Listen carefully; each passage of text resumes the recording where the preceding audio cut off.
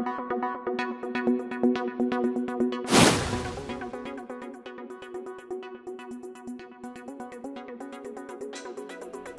हूं नीरज और आप हैं शिक्षा सुधार के साथ। जब जमीन लगे फटने तो प्रसाद लगे बटने, ये आपने सुना होगा। और बिहार शिक्षक बहाली 7वें चरण को लेकर ये फलसफा अब नजर आ रहा है कि सरकार ने जो नौटंकी किया, अभ्यर्थी भी इससे आक्रोशित है। 38 जिले के शिक्षक अभ्यर्थियों का लगातार मेरे पास फोन कॉल आ रहा है कि सर अब अगला कदम क्या। 6 to 8 में तो सीट ही नहीं है, 1700 सीट है और वो सीट भी दिव्यांगों के लिए। इसके अलावा माध्यमिक उच्च माध्यमिक में भी हो गया खेल, 45,000 सीट लगभग 30,000 हो गई। और सरकार अपना पीठ थपथपा रही है कि हम सबको वेतनमान दे रहे हैं, आकर्षक वेतनमान और बीपीएससी की परीक्षा।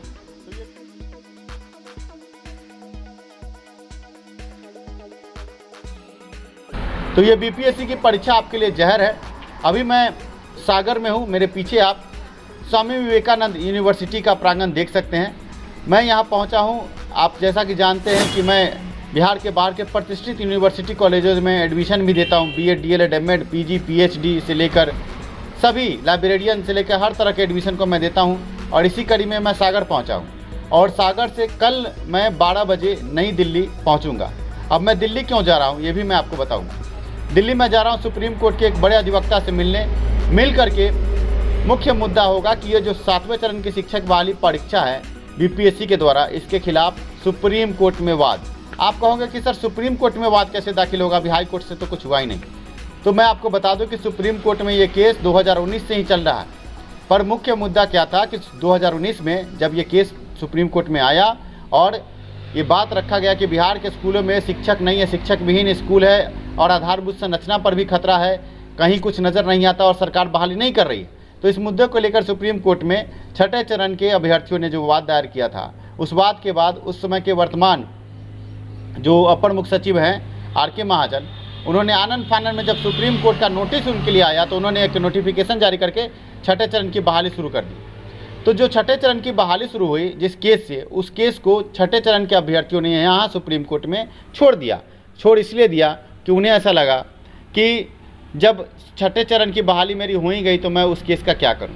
तो वाद तो 2019 से ही चला आ रहा है।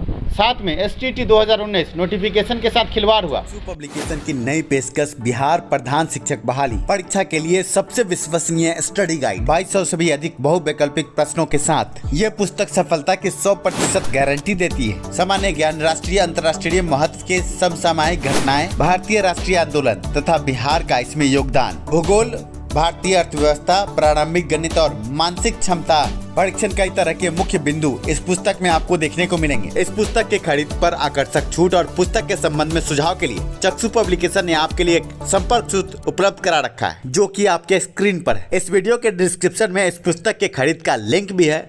आप सीधे लिंक पर क्लिक करके भी ये पुस्तक खरीद सकते हैं। प्रधान शिक्षक बहाली परीक्षा की तैयारी के लिए एकमात्र सर्वश्रेष्ठ पुस्तक, परीक्षा में सफलता की 100% गारंटी के साथ।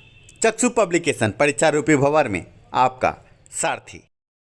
डबल बेंच तक में मैनिपुलेट हो गया पूरा सिस्टम। तो अब हम सुप्रीम कोर्ट में उसी मुद्दे को लेकर आ रहे हैं। तो 2 केस हैं, एक सीटेट बीटेट अभ्यर्थियों का रिक्ति को लेकर है और दूसरा एस्टेट अभ्यर्थियों का नोटिफिकेशन को लेकर है। इन दोनों केसों को लेकर के मैं सुप्रीम कोर्ट में कल एक बड़े अधिवक्ता से मिलने जा रहा हूँ।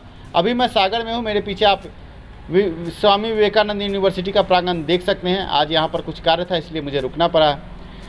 मुख्य मुद्दा ये है कि मैं सुप्रीम कोर्ट क्यों जा रहा हूँ। वर्तमान में आपको मैं बताना चाहूँगा कि बिहार सरकार कहती है कि आकर्षक वेतनमान, हम नियोजित और अनियोजित दोनों को एक साथ परीक्षा मिलेंगे।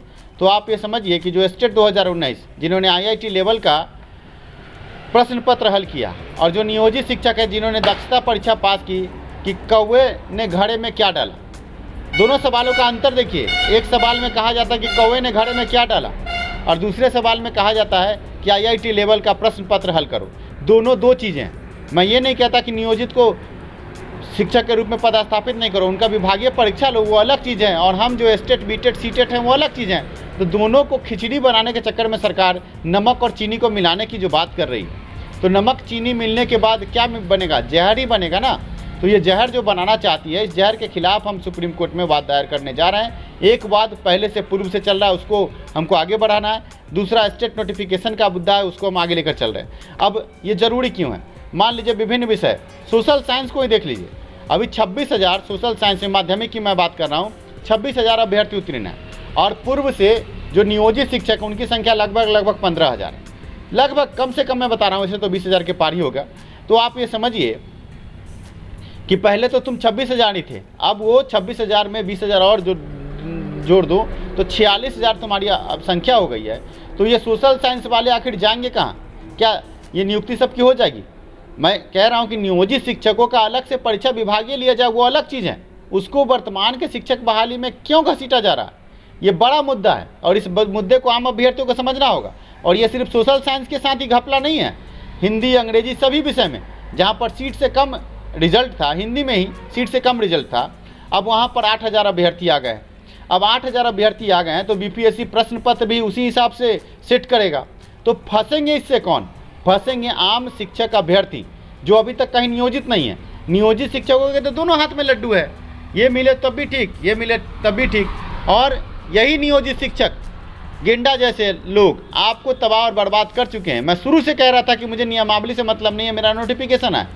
आप एक उदाहरण से समझिए कि आपके पास एक ज़मीन है, आपने उसकी बाउंड्री नहीं की, सालों तक उसको छोड़ दिया, तो दुश्मन तो उस पर कब्जा करने आएंगे ही ना। वर्तमान में बिहार शिक्षक बहाली से जुड़े सीटेट बीटेट अभ्यर्थियों के साथ भी यही हुआ। इनको मैं शुरू से कह रहा था कि हाई कोर्ट पटना और सुप्रीम कोर्ट के शरण में चलो, कोर्ट से अगर सब कुछ बाउंडेशन बना रहता तो ये नियमावली 20 कभी नहीं है, 22 जो ये नियमावली 2023 की बात है, ये कभी नहीं आती। 20 नियमावली के आधार पर ही बहाली होती। पर अब जबकि ज़मीन लगे फटने तो प्रसाद लगे बटने होने लगा, तो पूरे 38 जिले के शिक्षक अभ्यर्थी फ़ोन कॉल करके करें नीरज जी आप कुछ कीजिए। तो मैं ऐसे अभ्यर्थियों से कहना चाहूँगा कि भाई आप लोग इतने दिन से जो सोए हुए थे, गेंडा पांडा के चक्कर में पड़े हुए थे, अब कौन गेंडा पांडा आपका मदद कर रहा है? गेंडा तो कहीं ना कहीं पदस्थापित है, पूर्णिया में सरकारी खिचड़ी पर पेट पाल रहा है। तुम्हारा क्या होगा? अब तेरा क्या होगा? कालिया तो सरकार मैंने आपका नमक खाया है, तो अब गोली खा। तो अब वर्तमान में बिहार सरकार कह रही है अब तेरा क्या होगा शिक्षक अभ्यर्थी, तो आप कहते हो कि सरकार मैंने तो आपकी चमचागिरी की है, तो सरकार कहती है कि अब गोली खा। समझ रहे ना? तो वर्तमान की स्थिति यही है। मैं आप 38 जिले के शिक्षक अभ्यर्थियों से कहना चाहूँगा कि सुप्रीम कोर्ट का केस है। कल अधिवक्ता का एक बड़ा इंटरव्यू आपके सामने मैं प्रस्तुत करने जा रहा हूँ। कल मैं दिल्ली में रहूँगा, अभी मैं सागर में, मध्य प्रदेश के सागर में हूँ, और मेरे पीछे आप स्वामी विवेकानंद यूनिवर्सिटी का प्रांगण देख रहे हैं। अगर आप बिहार के बाहर के प्रतिष्ठित यूनिवर्सिटी कॉलेजों से B Ed, D El Ed, M Ed, PG, PhD की पढ़ाई करना चाहते हैं तो आप 790-3773808 पर संपर्क करें। फिर से मैं नंबर एक बार आपको दोहरा देता हूँ कि 790-3773-808, 790-3773-808, इस नंबर पर आप संपर्क कर सकते हैं।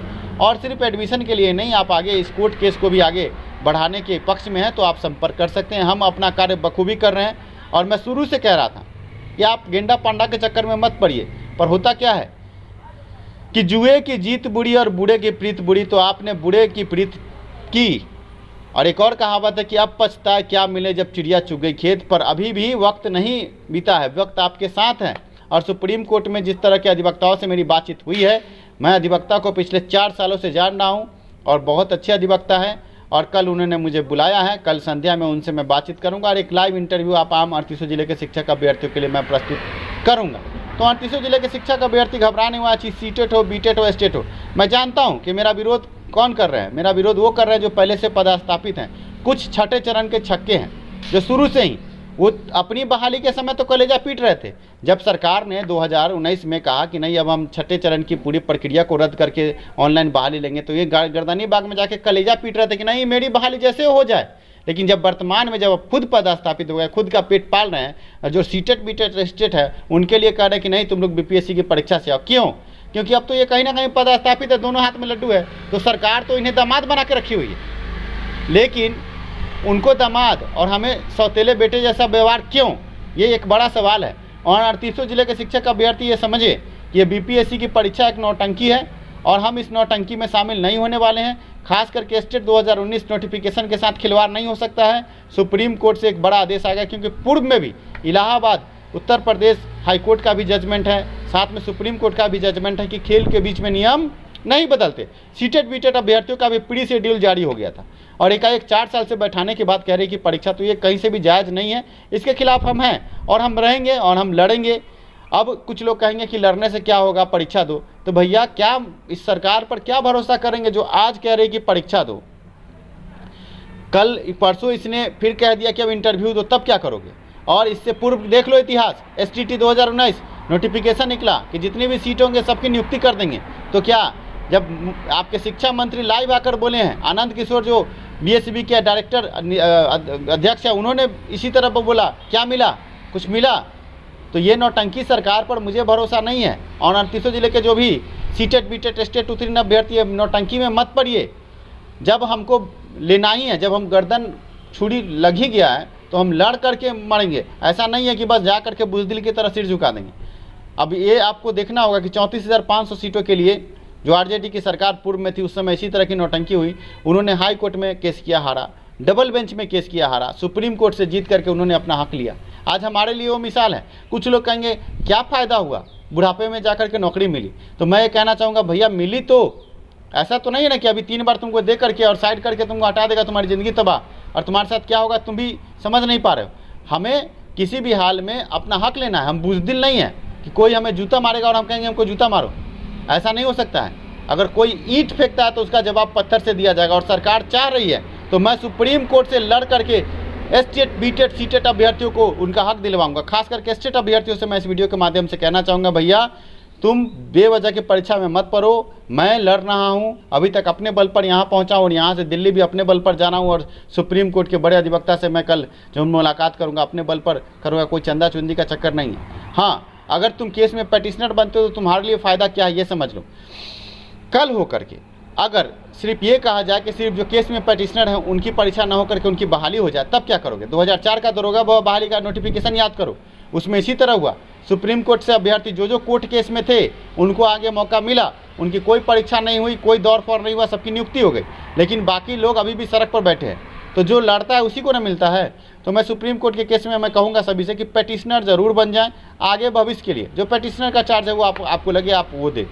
आगे कल संध्या में सुप्रीम कोर्ट के बड़े अधिवक्ता के इंटरव्यू के साथ मैं सुप्रीम कोर्ट के प्रांगण से लाइव होऊंगा। अभी सागर में हूँ। और मैं अंत में कहना चाहूँगा कि देखिए, बिहार शिक्षक बहाली में तो BPSC की परीक्षा जुड़ गई, लेकिन वर्तमान में बिलिस या एमलिस करके आप लाइब्रेरियन की बहाली में भाग ले सकते हैं।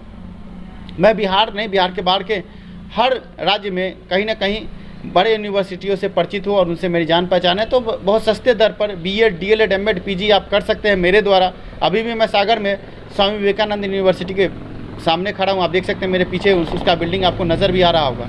और 1 घंटे में वहाँ के डायरेक्टर से मुलाकात है, जो बातचीत होगी। कुछ एडमिशन मेरे पास था तो इसलिए मैं यहाँ पे आया हूँ।